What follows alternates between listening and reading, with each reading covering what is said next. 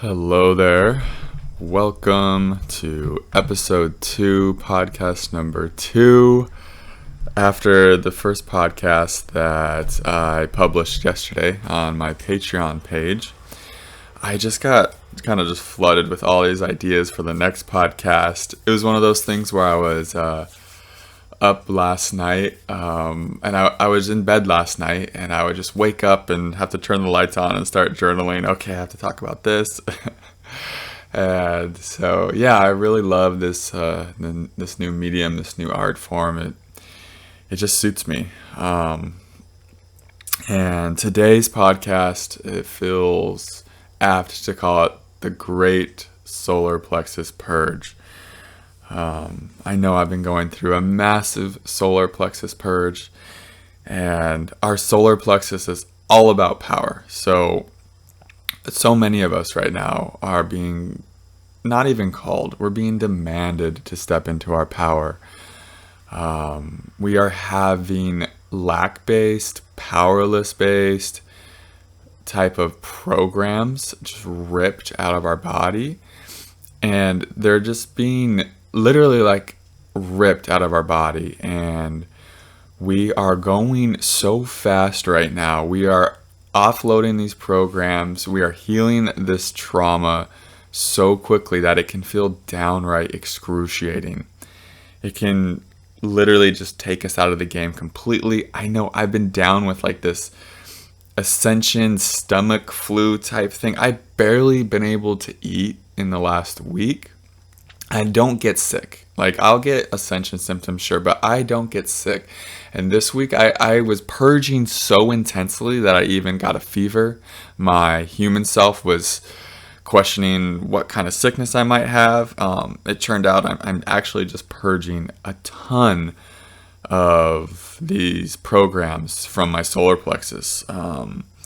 These programs like that are so rooted in lack. And so the solar plexus right now, I feel like it's just a big area that we are purifying, an energy center. It's like the solar plexus is all about personal power. So if you find yourself in this situation where you feel powerless, you feel helpless, you feel kind of like a victim, that's because you are clearing those programs. It's like the universe is putting you in a circumstance where you can feel through these programs. So don't see this as something that you've done wrong. Just see this as like an opportunity to heal some deep-seated wounds. You know, I'm sure like me, you were probably very controlled as a child by society.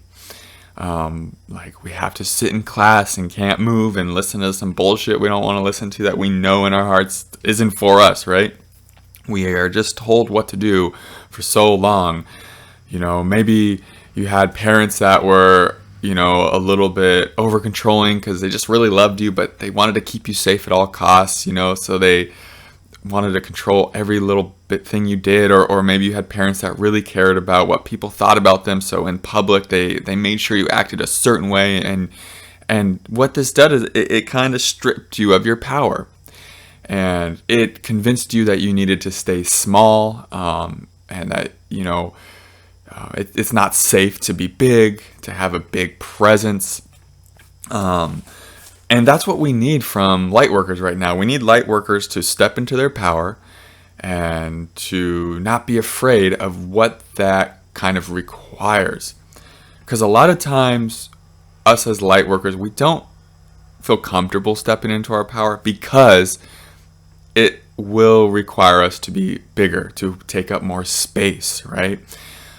To be more expressive, to be more maybe of a leader, to just step into something bigger. And maybe as children, we learned that being bigger was not safe.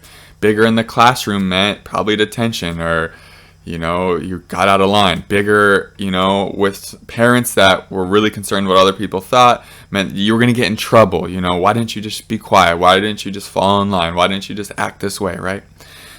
And so the solar plexus is all about personal power and stepping into your, you know, your individual power. And so many of us really have shied away from that. And it's not our fault. It's just something that's, we've literally been programmed to give our fucking power away. That's how we were literally trained into every cell of our body. We were like, just give this away to the society, to the system, to, whoever, to authority figures, right? And we are and you're seeing right now, it's like all about the world is creating these circumstances where humans are waking up to the fact like, oh fuck, I better take my power back, or shit's only gonna get worse. If we continue to just give our power away, it's like those forces, they never are gonna not ask for more of our power. So and I don't mean forces like evil forces. I'm like, this is just how the fucking Matrix works. It's like, we gotta just like Jester Reed says, it's not your fault you were trained and programmed to give your power away, but it is your responsibility to take your power back. So that's what we're doing here. So if we're having intense feelings of powerlessness, victimhood, helplessness, if we're feeling like incredible nausea, just knots in the stomach, if we're having digestive issues, these are all signs that we are purging all these programs. If we're feeling suffocated, like I even mentioned in my last podcast on Patreon, I don't have a car right now. I'm in the middle of rural Tennessee. I've got I can't really go anywhere. And this part of me, these wounds, from childhood, that this little boy who couldn't do what he wanted to do ever, really. Sometimes, but like in class, he had to go do all this shit he didn't want to do. All these wounds are coming up, right? And so right now, it's just a time to purge these and to step back into our power. And one of the things that's going to happen is when you are purging these solar plexus wounds, all this stuff, you're gonna see the world through this traumatized part of you. Like, you're going to see it through his or her eyes. You can imagine like that inner child. And so for a while, you might be looking around at life through the lens of an abandoned child, or through the lens of a helpless and victimized child, right? Who can't do anything about it. It's just like, you have to go to your room and sit there, until someone tells you can leave. It's like, you might see the world through like that kind of suffocated, powerless type of lens for a while. And this doesn't mean something has gone wrong. This just means that you're allowing this part of you, this aspect of you, to come up and release, or to come up and to integrate. And so that's what I've been doing. I've been noticing that like the last week. I'm telling you guys, it was so fucking intense. It's like, I came to fucking one of the last places on earth that's ever going to be locked down. Maybe literally the last county on earth that will be locked down to everything that's going on, because this is just what my avatar, my human, prefers. It prefers freedom. And somehow I found myself in a situation where I'm literally locked down in my apartment. I have these amazing grounds to walk on, which are great. But still, it's like, I can't get in a car and drive somewhere. No Uber comes out here, really. There's no public transportation. Like, I am here. I'm ordering grocery delivery service. That's where I'm at. Like, people in fucking New York were months ago, or maybe they still are. I really don't know. So it's so interesting how I came here. I was like pulled here and attracted here for the vibe here is like very free. We're not gonna comply to what society says we should do. And I was like, yeah, that's me. And somehow I'm still like, the universe is like, no, but we're gonna still lock you down because we need you to just we want to trigger these feelings of powerlessness in you right now. It's time for you to let go of these. So yeah, we're gonna explode your car and make it so you have to order groceries for a little while. So it's just interesting how we try to avoid certain things and they just still end up happening because, we need to work through them. We're here to heal them, not avoid them, not run from them. And so, whether we choose to face it directly or not, the universe a lot of times is going to just bring these right into our consciousness for us to feel through and integrate. And so, yeah, I've been spending so much time with that inner child who has felt powerless and abandoned and weak and just weak and victimized in the past. And like I mentioned in my last podcast, he tried to tell me to run, so many times. Okay, just break free of this. And I did. I tried to buy an airplane ticket. I was going to do something with a friend and leave. And then the divine just kept telling me no. It just took those options from me. It just said, no, you're going to just breathe through this. You're going to release this pattern. You're not going to run from this pattern like you always do. You're not going to Germany. You're not going to Mexico. You're not going on a crazy cross-country road trip. And these things are all awesome. Like, fucking A. I love traveling, But it's like, this is the time that I sit with this pattern that usually I would cater to and accommodate. And I would say, okay, you want to run, inner child, and not feel trapped and suffocated? Let's just do it. Let's run, It's fun. Let's go on an adventure. Why not? And, there's adventures from guided divine and it can be both. It can be like an adventure that you're kind of running from something, but that's also divinely guided. It's perfect. Nothing wrong with that. But this time, it's just different. It's just like, I don't have a choice but to face this pattern now. And so what I've been telling this inner child is okay, so we can't do the thing. I can't do the thing for you that I usually would always do. I can't run. I can't get in the car and just drive 1,000 miles. I can't get on an airplane and go to Europe. But so you don't have that, I've been telling my inner child. But what you do have is me. I've been telling this inner child. We may be stuck here in this home, and this is a beautiful home, like I said, in beautiful Tennessee, rural Tennessee. The weather is just getting absolutely wonderful here. So I'm telling this part of me, okay, so you might not be able to we can't do that old pattern, but you do have me. You don't have the old thing we used to do, but you have this unconditionally loving presence here that's breathing into you, I love you, and exhaling into you, it's okay, you're safe. And I'm just telling him, hey, I'm here for you, We don't have a car to hop in and, drive to a waterfall or whatever and get out into the world in a way, but you have love here. And it's just been calming this part of me down to where he's starting to feel kind of okay. And I've been realizing the more he feels okay, the more this pattern starts to release. And the more this pattern releases, or we could say we just need to digest it and feel through it, the more you'll notice the world opens up. Because when you release something big within you, there's just a new perception of reality. It's like once we feel through and see the world through the traumatized one's eyes for long enough, it starts to just digest and process through the system and integrate and release. And then we get to move in the world without that trauma. We get to move in the world with more personal power because we released these programs of powerlessness, victimhood, lack. So we get to move in the world with more of this openness, personal power. We get to be bigger. We have a bigger presence. We, therefore, because we're more seen, we're going to be more abundant. And so this is a really good thing, what's happening to us and what's happening to me. I can feel the intelligence of the divine, of the universe within this experience, and how we can frame these experiences if we are feeling like we're in a helpless situation or we're feeling stripped of our power because the universe is asking us to purge these programs. We can frame these experiences as very good things and growth-oriented movements.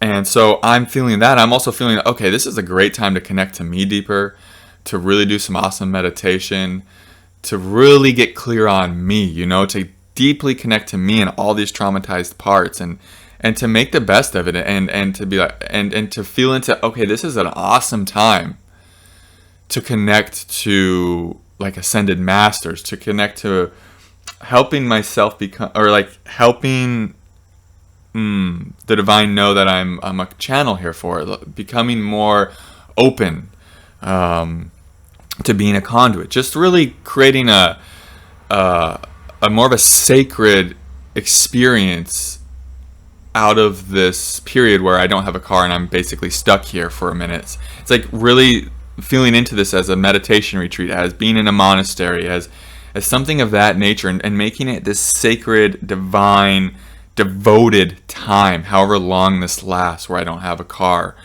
and I'm just kind of here, right? And that helps that helps the system a lot. So it's not just sitting around like, when do we have a fucking car? God, this fucking sucks. No, it's like, okay, this is a great time to go deep within, to devote myself to service, to work. Like, how good of a state can I be in for each client that flows to me? You know, how much presence and energy and life force and just grace can I flow through into these podcasts and the work I'm doing, right? And so that's what I'm using this time as, while I'm being asked to purge these intense and heavy patterns out of my solar plexus. And so that it's gonna be intense. It's an intense ride. We're moving really, really fast, and it's important to know that it's really gonna be amazing, on the other side. More liberation, more power, more freedom. You're gonna have deep realizations about what keeps you in bondage, I feel, during these times right now. The universe is really gonna show you the patterns, the belief systems, the trauma in your body that is keeping you from being free, keeping you from being as abundant as you want to be, or should be, or some people say is your birthright to be. And you might get some really inspired visions about what's holding you back, and you're gonna start to feel so ready to release anything that is keeping you suffocated within, that is keeping you trapped in a paradigm that is just you've outgrown. You're gonna feel just this. It's gonna kind of feel like a pressure, like the universe is like really putting it in your fucking face right now, like, hey, look at this. And it's gonna be something that maybe in years past, months past, even weeks past, you could kind of just look away from, like, I'm just gonna go look at my phone for a minute, and the universe is gonna be like, no, look at this. It's gonna literally demand that you look at these patterns and heal them. One of the ways I was giving away my power was with sex. I was kind of focused on sex in a way that was coming from a powerless place, that was coming from a traumatized place, and that was a revelation I had. And there's so many spiritual masters and ascended beings in my lineage that were celibate. And I noticed that, and there's always been this impulse in me towards celibacy. And my avatar has hated to admit it, because I love sex. I mean, who doesn't? It's amazing, right? But with the way sex has been kind of portrayed in our society, and it's like we've all been traumatized about sex, and we have all these like really kind of, the best way to say it is like diluted views about sex. I mean, it's just like we've been so programmed to give so much fucking of our power away to sex. And the way sex is portrayed in this society, right? And maybe it's improving, I'm not sure. But I've noticed there's this like longing, there's been this longing since awakening in me to just connect with celibacy. And I'm not saying maybe that this is from my whole life is what it's required, but just, right now I've been feeling pulled to like, what is here for us in celibacy? I feel like there's something really beautiful there to align within me. And and that's one of the notes I wrote down is just how I had this breakthrough yesterday, where I realized, oh my God, for my whole life I've been giving so much of my power away to sex, and how I just saw how it played out in my life with these different women and different relationships, and how it's really pulled me from my real dharma and real joy, and how it's kind of just been this distraction that I've literally just like this trap or something that has just drained me of power over and over and over again. And I just saw this whole pattern and how it still kind of plays out in a lesser way, but still how it's playing out in my life now, how so much of my energies are kind of just being siphoned off into that realm. And I just was feeling into like, oh my God, celibacy. And it just got so pure and so loud, and it started feeling so good in my consciousness, this movement of celibacy. And it was like, oh my God, this is it. And I was yelling out loud to Hilda, who's an ascended master in my lineage, who I've really been connecting with recently. And I talked about it a lot on my last Patreon podcast. And if you want to get that, I offer that just for $5. And I'm going to be uploading every other podcast. I decided it's going to be a Patreon video, and every other one will be a free one on Spotify and YouTube and all that. But anyways, I was really connecting with her. I was like, this is it. This is the freedom. This is the breakthrough. Is celibacy for me, is letting go of sex temporarily. And so I took this like 1 month vow of celibacy, where I just really let go of focusing my energies on the way I used to move and think about inwardly with sex. Not like I was out even having a bunch of sex, of course. It's just, it can still be a distraction even if we're not doing that. It can still be a drain on our life force energy. It can still be a powerless pattern in our life, even if we're not out having a bunch of sex. Just the way that we're orientated towards it. And for me, I realized, oh wow, there were so many ways there that it was just draining my power. And I was like basically like yelling out loud, oh my God, I'm free. Because I just had this huge breakthrough about how sex has been this pattern that has come from a lack-based wound. And I think this is really big in the collective. And I just felt like so much, how I'll be able to just like move with so much personal power, how I'll be able to give so much more in this movement of celibacy within. And it just felt so good and aligned. And like I said, Hilda Charlton, she was celibate. Sri Aurobindo, he is part of this lineage I'm in. He was celibate. The mother he lived with, also celibate. David, celibate. I mean, the list goes on. And it's just like this lineage. And I've been thinking back, I've always had this pull to celibacy, and I've learned so much about it. I've read so much about it. And I've kind of gone in and out with the idea of doing it. I've also went in and out with the idea of semen retention and these type of spiritual practices. And it's important, we don't want to bring an element of too much strictness and harshness towards self, because can be a way to also drain our power, right? And because we were just talking at the top about how we were really controlled as children. So we don't want to take those same patterns and apply them to like celibacy or any new breakthrough idea you have that is going to help you. So that's why I just did something real simple, just a month, and also maximum forgiveness there. If something were to happen, this path is ultimately about self-compassion, gentleness, love, knowing that we're ultimately not in control. It's just the mind hallucinating it's in control. And the mind can start to take credit for the celibacy. The celibacy is the thing that's going to work to get me what I want, right? We want to like watch those patterns, because ultimately this is the movement of the divine. And so if you feel in your heart the divine's moving you to do something, okay, move to do it. But you don't want to get too rigid about it, too strict about it, too controlling about it, because that's just ego. You want to just let the divine move through you how it wants to move through you. And right now the divine is speaking to me so powerfully and clearly, like, I want to move through you in a way of celibacy temporarily. And so it's funny, the mind might say, okay, so we're just going to be celibate forever. And it's like, no, honey. We're going to be celibate until the divine tells us otherwise. And so that's a key movement there. I felt like it's important to point that out. But yeah, other than that, I know it's been a crazy fucking ride, right? Solar Plexus, the great Solar Plexus Purge is upon us, y'all. This is really good, though.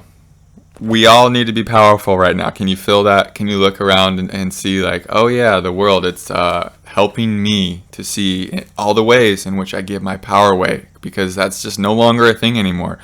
This is the age of Aquarius. This is the age of really stepping into your power, stepping into your personal creating abilities. There's so many interpretations of the age of Aquarius. Another one is basically don't tell me what to do, the age of really enlightenment, personal and individual enlightenment. And of course, the shadow of don't tell me what to do is authoritarianism. So we're seeing a bunch of shadow stuff come up right now in the world too, as it relates to the age of Aquarius. So because of that, because of just the rate of evolution right now and what's required from us light workers, we're required to get to be really big here, to shine a bright light here. That's why we're here. That's the whole point here right now. And so the universe is going to show you every way, and what's stopping you from doing that. All these programs, it could be related to sex, relationships, work. Who knows? It could be it's all very personal and unique to you.